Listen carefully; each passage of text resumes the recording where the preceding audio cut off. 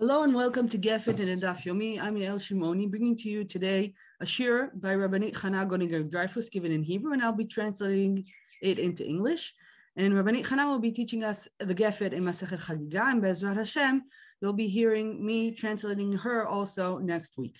So this week, we have a special treat because in our daf, there is something that is connected to Purim. It's a small something connected to Purim, and that's why it's nice to read it this week, because we were celebrating Purim Katan this week, the small Purim, and we are a month before Purim, and it's a good time to prepare ourselves for this very, very special day, which is coming forth in a month. So we'll begin from one place in the Sugya, discussing Korban Chagiga, and you'll be surprised how we'll finish talking about Purim. So those of you who have problems with the korbanot, hold on tight, because there is something good waiting for you at the end. Okay, so let's begin. We're in Masechet Chagiga, and we're discussing Korban Chagiga, the korban that you bring when you come to Beit HaMikdash 3 times a year. And here in the Mishnah and Daf Zayin says the Mishnah the following: Olot b'moed ba'ot min hachulin vehashlamim min hamaaser. Yom Tov harishon shel Pesach Bet Shammai omrim min hachulin. So the Mishnah says that the olot, which are a korbanot that you bring to God that are totally burnt and you don't eat any of them, you bring them from the chulin, you bring them from money that is something that is your private money. But if you're bringing shlamim, which is something that you also eat, part of it is being burnt and the other part is being eaten by the people who bring it, then you can use the money of maasrot. But on Yom Tov, the first Yom Tov of Pesach, there is a machloket between Bet Shammai and Bet Hillel. How do you pay for your shlamim? These shlamim are korban chagiga. When you come on the first day of Pesach, you bring korban Pesach, and you want to add another korban so you can eat more meat in your meal. And that korban is korban chagiga. And the question is, which kind of money you can use to buy this korban? There are 2 different kinds of money in the Jewish world. There's money that is supposed to be used for things for God, ma'asrot.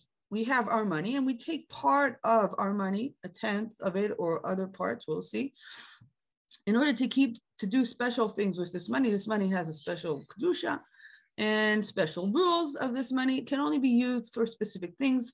We know of maaser tzedakah, which is something that many people do today, which we should do, taking a bit of our money from our salary and using it to give tzedakah for others. So that's maaser, for example, and there are other maasrot in the Torah. So I might have this kind of special money in my house, which is religious money, and I have regular money, which is chol money. It's like Shabbos money and chol money. Chol money means the money that I worked and I have money. It's not supposed to be used for anything specific. I can do whatever I want with it. And the other kind of money, as we saw, has very specific rules what you can use it for. So now we have a person who wants to bring this korban on the first day of Pesach. And the question is, what kind of money does he have to use? Can he use the money that is put aside for special ma'asrot things? Or does he have to use his private money? Bet Shammai says you have to use your private money. You want to bring a korban? You want to add a korban? Fine, use your private money. But Bet Hillel said, no, you can choose. If you have kaspei maaser, you can use that money to buy the korban.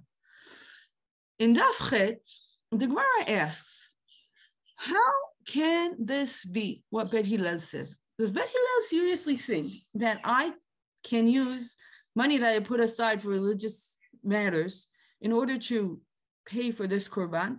Korbanot are supposed to be always from your private money. Why? Says the Gemara in Daf Chet the following: Amar Mar, Bet Hillel omrim min hamaaser. Emai, davar shebachova hu, v'chol davar shebachova eno ba ela min hachulin. Says the Gemara, we have 2 different kinds of korbanot. We have korbanot chova, and we have korbanot reshut. There are some korbanot that a person must bring, and there are other korbanot that he can choose to bring. The ones that he has to bring, which are chova on him, have to be from his private money, obviously, because they're a duty on him. And if he already put aside money for a different duty, he can't change the duty of the special money that he put aside. So how can Bet Hillel be cholik on Bet Shammai and say that you can bring this korban chagiga from money which is not your private money? How could that be? Ula, the Amora, has an answer. Amar Ula batofil. Okay, what's this answer? We don't understand even the word. Let's continue in the Gemara to see how did Ula explain Bet Hillel. So we're in Daf Chet, and we see that the Amoraim themselves tried to understand what Ula said and had a machloket. What is tofel? So first, just let's look at the word. Tofel means nitpal. In Hebrew, it means something that is additional to something original. You have one thing and then you add something to it. For example, I drive in my car and I can have a tramp, somebody add to the car, and he's being nitpal to me. He's jumping on the ride that I'm giving him. That's the word nitpal. But now we don't understand, how does this explain Bet Hillel? What is being added? What's the original and what's the addition? So here the Gemara says the following. There's a machloket in explaining what Ula said. Chizkiya amar, toflim behema lebehema ve'en toflim ma'ot lema'ot, ורבי יוחנן אמר תופלים מעות למעות ואין תופלים בהמה לבהמה. Two Amoraim, each one of them said, I'll tell you what's the original and what's being added. Chizkiya says, we have one korban, which is the original, and I can add another korban, which is the tofel. And Rabbi Yochanan says, no, I have the original private money, and I can add to the private money from the ma'aser. Okay, what do we understand in this? This is still very hard to understand. Let's use Rashi and Tosfot, and Rashi and Tosfot will help us understand what's this machloket between Chizkiya and Rabbi Yochanan. What did Ula say? How do we understand Bet Hillel? And we will see that there's a machloket between Rashi and Tosfot themselves in the understanding of this passage in the Gemara. So let's start with Rashi. Rashi tells us the following. Chizkiya said that Bet Hillel, according to Ula, thought that there's one thing that has to be from private money, and then there's another thing that can be from the ma'aser money. What's the first thing that has to be from private money?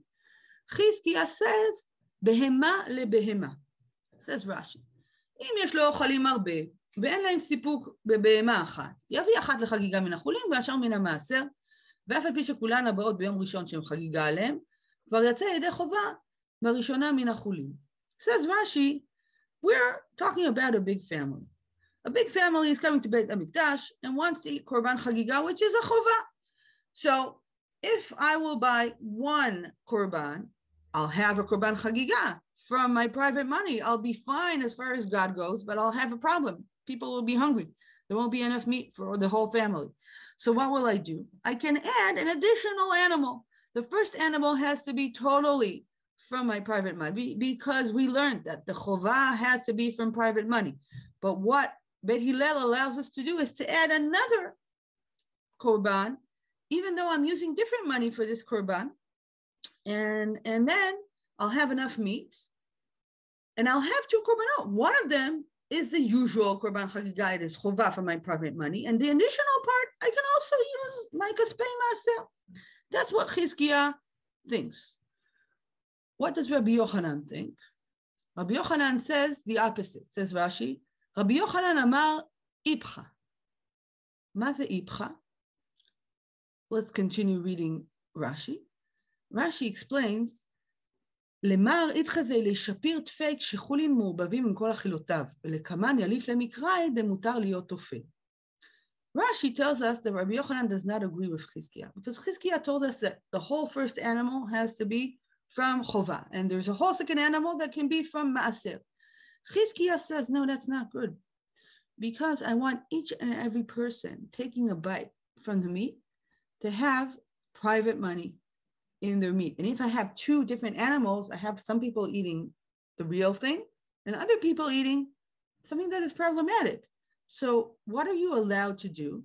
According to Rabbi Yochanan, take the money of the first animal and then add the other money, mix the money up, and then with the money which is mixed from chulin and from ma'aser, buy two animals. Why is that important? Because I want every single bite to be included in the private money. I understand you have a problem. You want to have more, fine, but just make sure that each and every animal has private money in the process of buying it. That's what Rabbi Yochanan thinks according to Rashi. Let's sum up Rashi's explanation. Here we see, Both Chizkiah and both Rabbi Yochanan think that the problem here is a big family and that you have to have another animal. Both of them think that what you have to do is to buy 2 animals instead of 1. But what's the machloket? Chizkiah thinks that the first animal has to be totally 100% fine, only private money. You want another animal? Fine, you can buy it from whatever you want. But the first animal has to be totally private money. According to Rabbi Yochanan, he says, no, I think that's a problem. Each and every bite of Chagigah has to have private money in it. And therefore, what Rabbi Hillel allowed us is to mix the money before and then buy the animals with mixed money, because it's important that each and every animal will have some private money in the process of buying it. That's how Rashi explains Beit Hillel. And again, we'll understand what Beit Hillel thinks. Beit Hillel agrees with Beit Shammai, and he cannot be cholek that when you bring Korban Chagigah, if you have a chova to bring a korban, you have to use your private money. So where is the Torah, according to Beit Hillel, being more lenient? It allows us, if we have a big family, to add more money in order to get more meat. And the machloket is whether or not we have to have one korban 100% private money, or we'd have to make sure that both korbanot have money mixed from both kinds of money. That's the shita of Rashi. Let's continue to Tosfot. Tosfot does not agree with Rashi. He thinks that the machloket between Chizkiah and Rabbi Yochanan is slightly different. Says the Tosfot, I'll explain to you Rabbi Yochanan and Chizkiah. Let's read him. Mihu yesh liten ta'am במילתא דתרווי. דחזקיה אמר אין תופלים מעות. סברתו ניכר, כיוון שאפשר לו לטפל בשתי בהמות, הכי עדיף. לסבירה לחזקיה, התם חולק לחובתו לשתי בהמות, לכך במעות לא יטפל. ורבי יוחנן אמר, תופלים למעות, כיוון דרבי אקרא, תפילה, דשארי על כורחו, הכי הוא בשתי בהמות, לא אבי סבירה לרבי יוחנן, אין אדם חולק חובתו לשתי בהמות. Says the Tosfot, no, the machloket between Chizkiah and Rabbi Yochanan is different from Rashi. The machloket is whether or not I can bring 2 animals for this korban, or korban chagigah has to be 1 animal. According to Chizkiah, there's no problem to bring 2 korbanot. That's fine.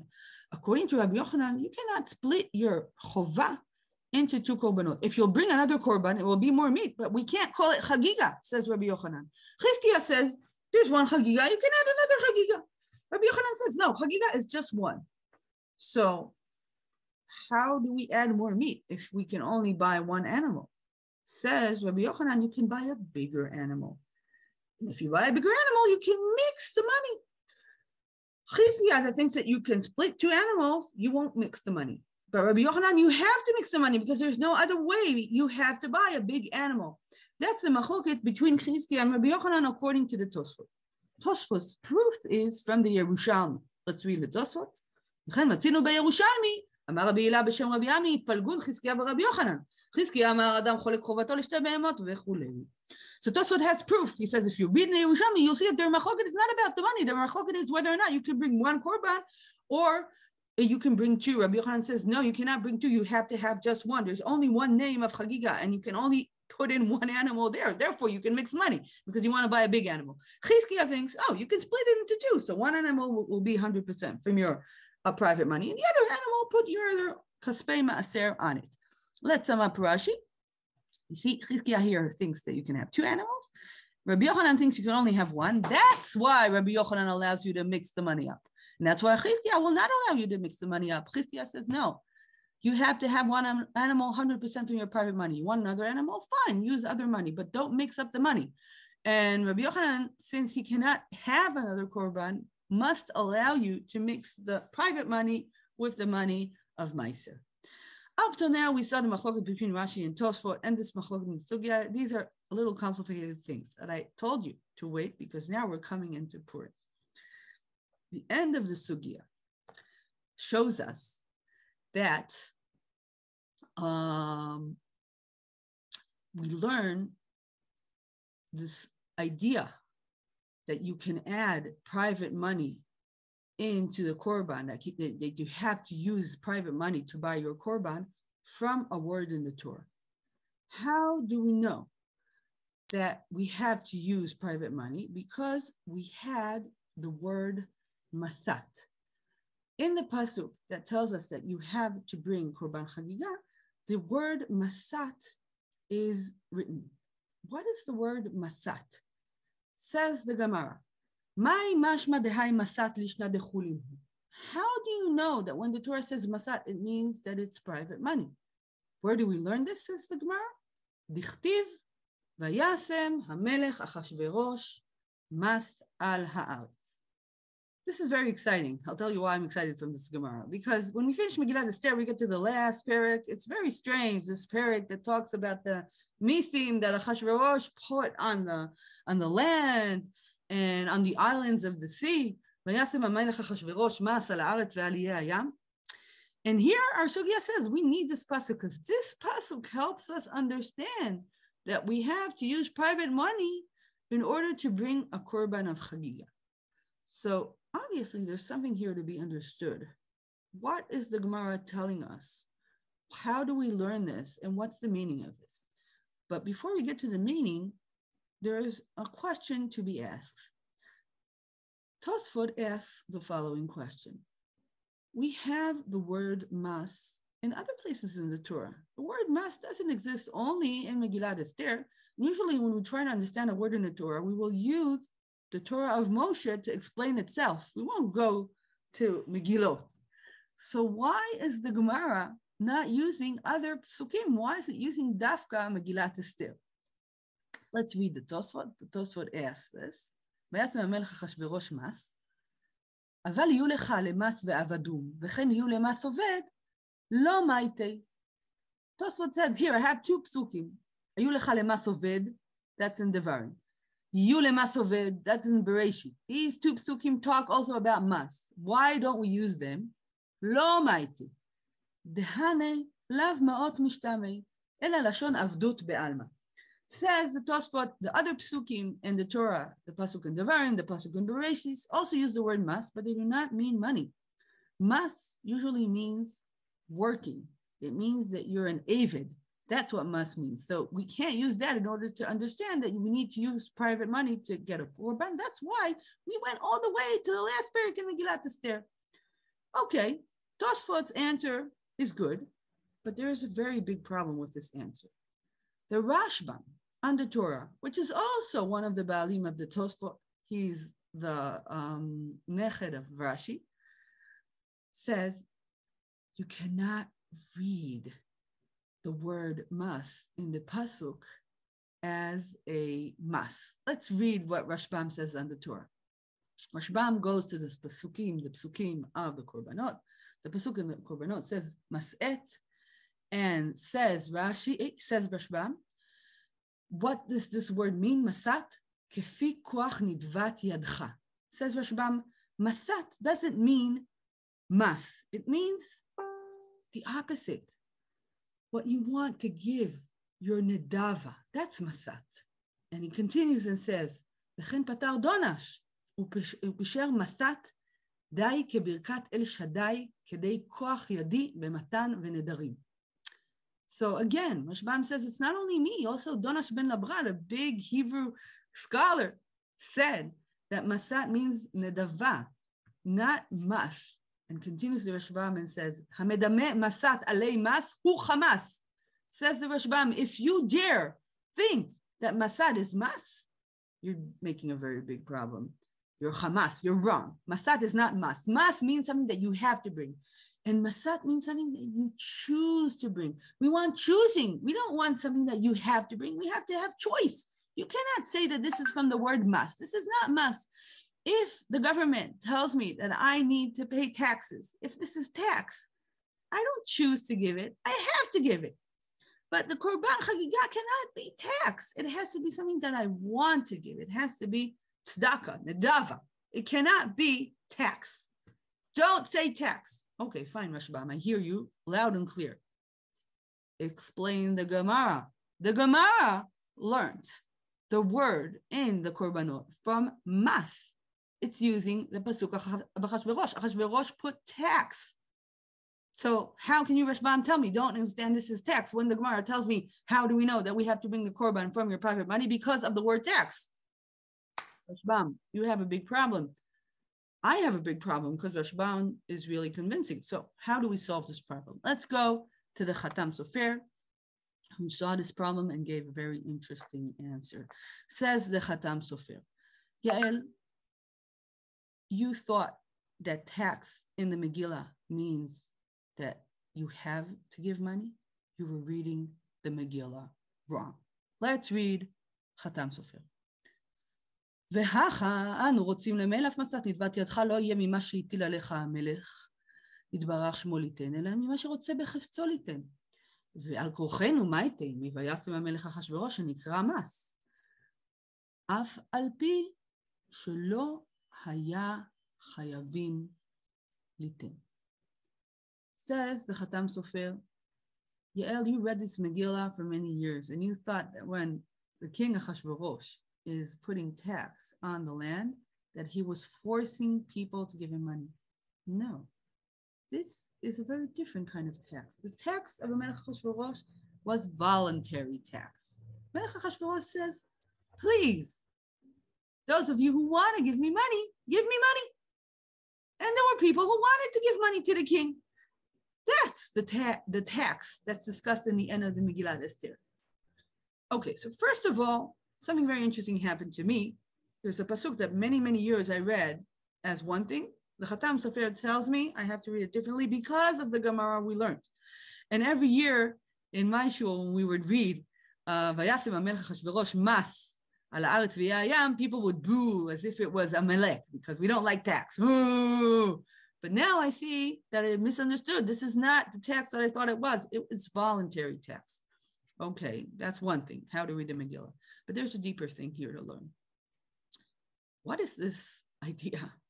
Voluntary tax. It doesn't make sense. Either it's chova, you have to do it, or it's nadava, you choose to do it. What's this tax that you choose to give? So Rabbanit Chana, in her shir, said it in her own words. I'll try to say it in my words, because this is English. A very deep sense in Purim is the idea that God gave us Torah in Har Sinai, and then the Gemara tells us that what happened in Megillat Esther, that the people of Israel decided to take this Torah voluntarily. Up till now, they did it because it was chayav.